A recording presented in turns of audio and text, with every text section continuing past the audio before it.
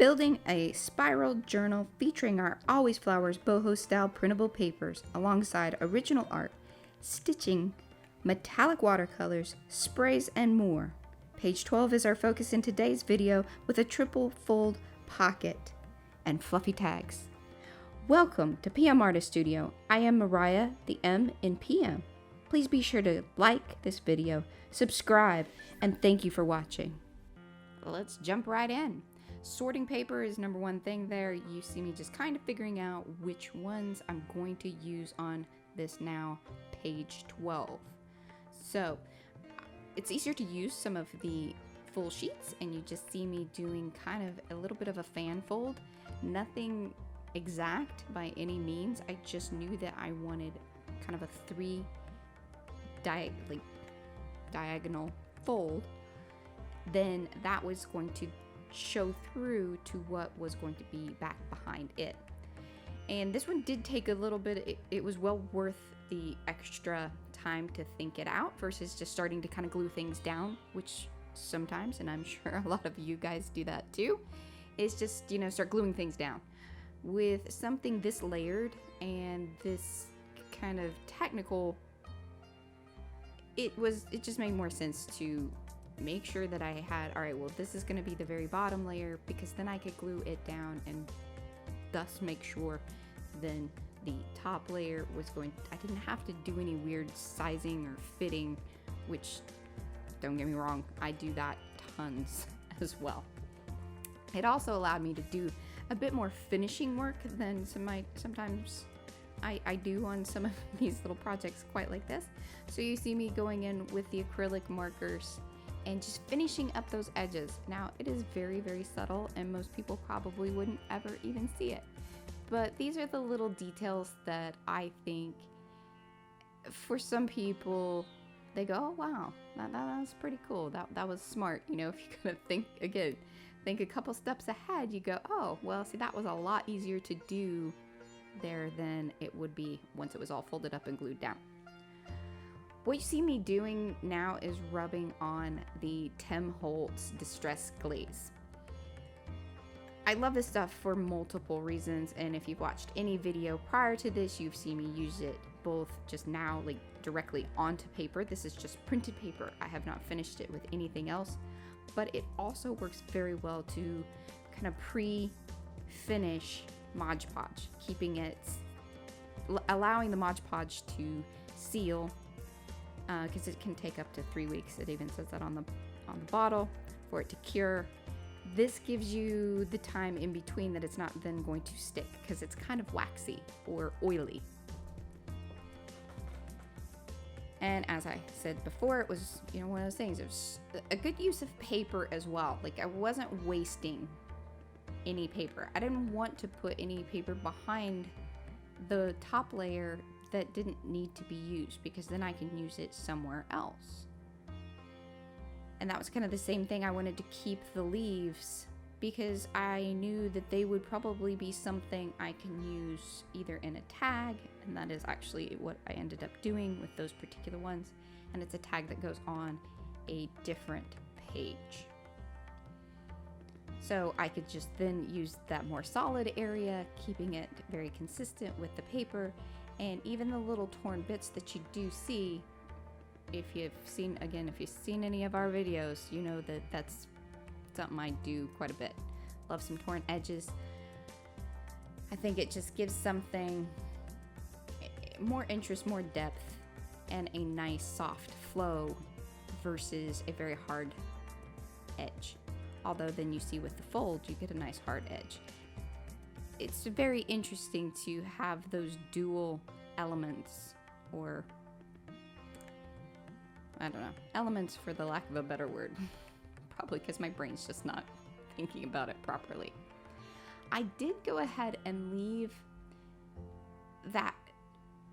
I glued down parts of the folds and the overall flap, but it did leave the bottom part of the flap sort of open, which I will show again at the very end. I will give a slower flip through so you can really see how that ended up. I am finishing off the edges with the acrylic markers, which is something else that I pretty much do to most things that I work on.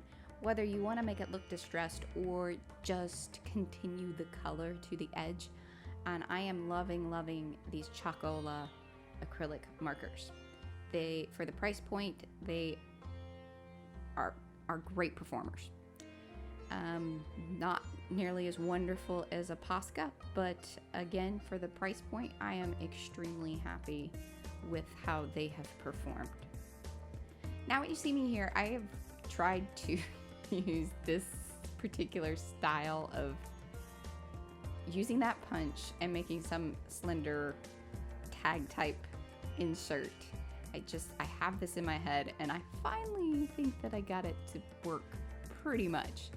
I might try this again with another project, but this overall satisfied my curiosity about cutting out along that same punch wave and then using those holes to bring the fluffy yarn through, which was like the most perfect yarn for this set of papers. I can maybe see if I can find it online and put a link to it. This was something that P had in her boxes of old yarn things. So I don't even know. I've seen people use it, so I'm sure it's still available somewhere. I'll see if I can find it. But it's really cool because it's rainbow-like, and like I said, perfectly matches everything in the boho printable papers. Now I'm just going to come in again with the Chocola acrylic markers and continue bringing in more of the other colors from the paper set, which are the purples and the teals, with a dot pattern across where the punch punched out.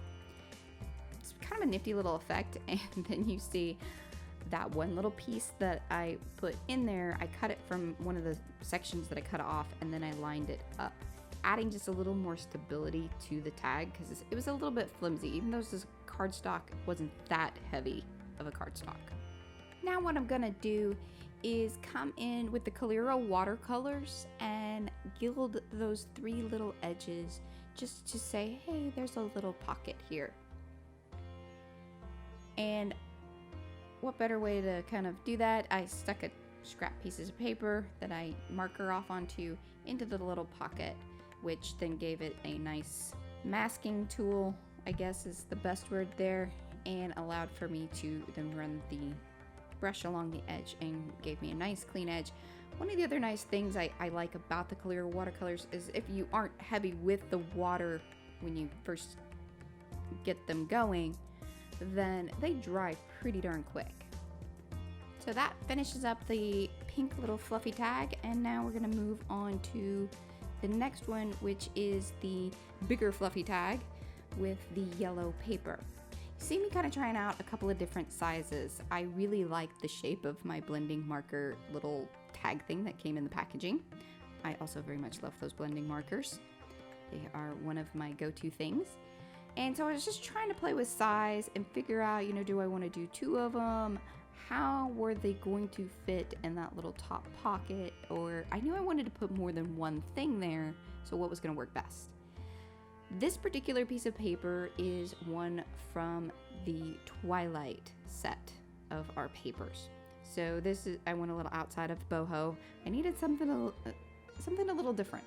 So that's what this offered, is just a pop of yellow, but it still had the pinks and was really the exact thing that I needed.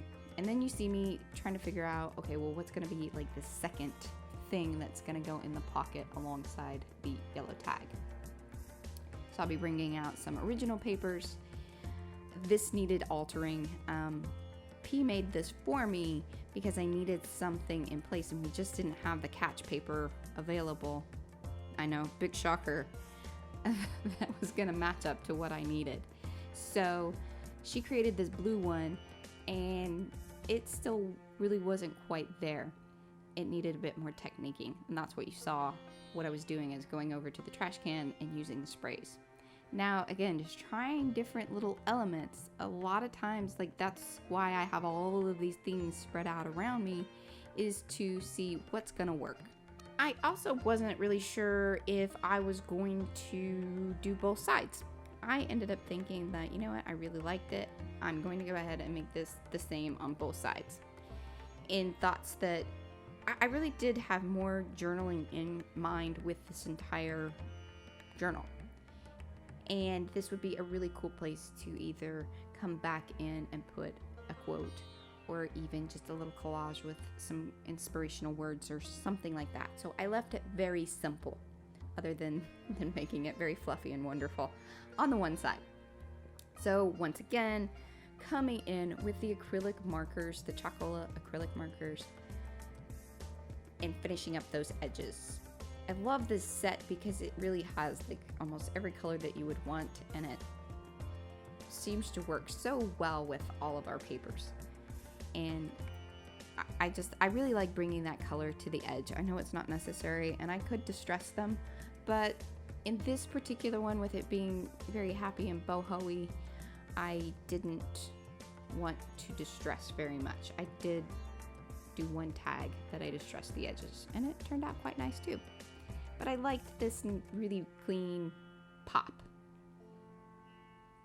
Just marking some holes because I wanted once you saw it from the end, there would be a continuation of what you weren't sure which tag had what, and that the fluff in itself had a little rainbow kind of waterfall effect down the side of it, and would even show when the book is closed or when the journal is closed.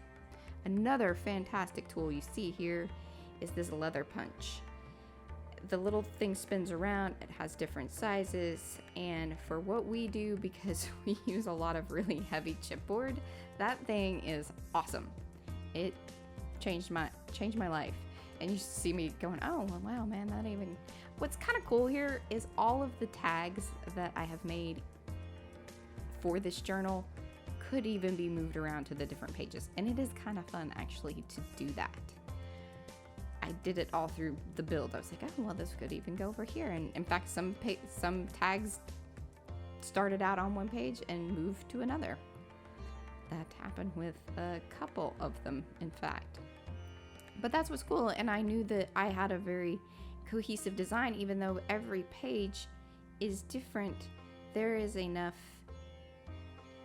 repetition in color and pattern that moving things around is totally okay and makes it fun.